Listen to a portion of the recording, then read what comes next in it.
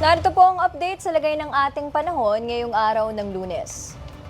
Ayon sa Pag-asa, asahan ang pagpasok ng bagyong Sodel sa bansa ngayong araw. Kapag nakapasok na ito ng bansa ay tatawagin itong si Bagyong Obet. Sa kasalukuyan, huling namataan ang sentro nito sa silangang bahagi ng northeast ng extreme northern Luzon. Base sa forecast track ng Pag-asa, posible itong maging super typhoon category kapag nasa loob na ito ng bansa. Ngunit asahan na bukas ng umaga ay lalabas na rin ito ng Philippine Area of Responsibility.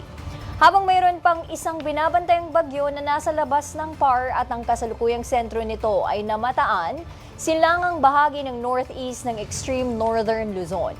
Mababa naman ang tsansa na pumasok ito ng bansa. Samantalang isa pang tropical depression na may international name na Gaynari na si dating bagyong Neneng ay patuloy na minomonitor ng Pag-asa dahil patuloy pa rin nitong pinapalakas ang epekto ng southwest monsoon na umiiral sa northern at central Luzon.